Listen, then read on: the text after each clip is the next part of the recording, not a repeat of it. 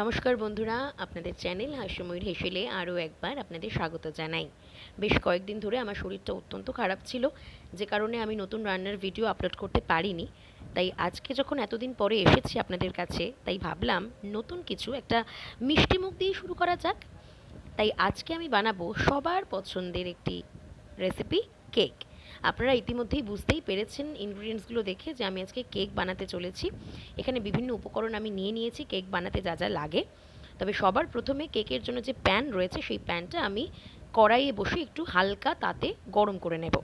এরপর আমি 1 কফি মাগ চিনি নিয়েছি। আপনারা কফি মাগটা দেখতেই পাচ্ছেন, সেই কফি মাগ অনুযায়ী আপনারা চিনিটাকে গুঁড়ো করে নেবেন।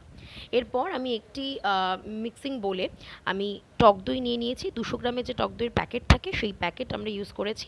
এর মধ্যে আমি ওই সুগার পাউডারটা দিয়ে দেবো, যে চিনিটা আমি গুঁড়ো করে রেখেছিলাম সেটা দিয়ে দিলাম। এবার এর মধ্যেই অ্যাড করতে হবে তেল। অবশ্যই আন্দাজ মতো তেল দেবেন। আপনারা যত বড় কেক বানাবেন কেকের আন্দাজ বুঝে আপনারা তেল দেবেন। আমি এখানে 1 কাপ মতো তেল দিয়েছি। এবার খুব ভালোভাবে কিন্তু এই ব্যাটারটাকে ফেটাতে হবে। আর অবশ্যই যে কড়াইতে আপনারা কেকটা বসাবেন সেই কড়াইতে কিন্তু খানিকটা নুন আগে থেকে গরম করে রাখবেন। আর এই ব্যাটারের মধ্যেই আমি এবার দিয়ে দেবো ময়দা। তবে অবশ্যই ময়দাটা প্রথমেই দেবেন না, ময়দাটাকে কিন্তু ভালোভাবে চেলে নিতে হবে। আপনারা দেখতে পাচ্ছেন আমি এই মুহূর্তে ছাঁকনির সাহায্যে ময়দাটা খুব ভালোভাবে চেলে নিচ্ছি, কারণ এই ময়দার মধ্যে ডেলা ডেলা একটা ব্যাপার থাকে।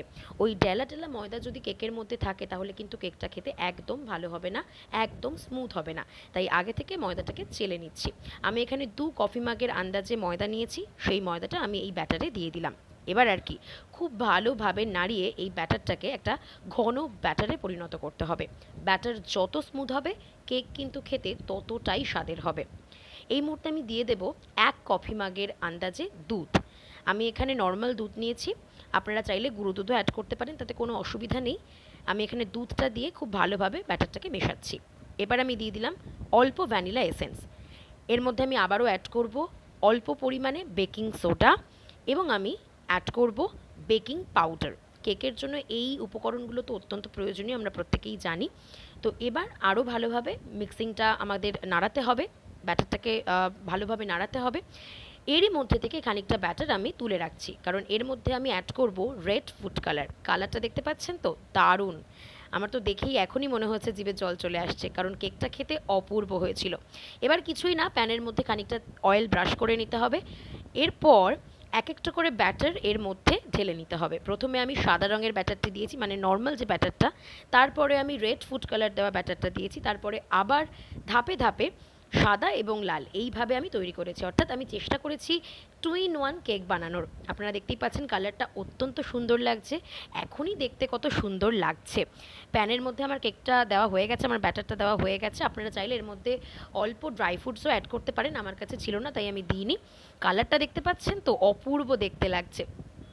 কিছুই না, এবার একটা স্ট্যান্ড কড়াইয়ের মধ্যে দিয়ে, যে নুনটা আপনারা গরম করে রেখেছিলেন তার মধ্যে একটি স্ট্যান্ড বসিয়ে এই প্যানটাকে, যে কেকের প্যানটা রয়েছে সেই কেকের প্যানটাকে একেবারে বসিয়ে দেবেন। বসিয়ে খানিকক্ষণ ঢাকনা দিয়ে রাখতে হবে। অবশ্যই 20 থেকে 25 মিনিট এটাকে বেক করতে হবে, তবেই কিন্তু আপনার কেক একদম রেডি হয়ে যাবে। আমি আবারও কিছুক্ষণ ঢাকা চাপা দিয়ে রেখে দিচ্ছি।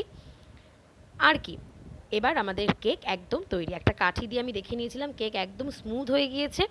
এবার সবার সঙ্গে পরিবেশন করুন পছন্দের কেক। আর অবশ্যই হাস্যময় হেসেলকে সাবস্ক্রাইব করতে ভুলে যাবেন না। ভালো থাকবেন প্রত্যেকে।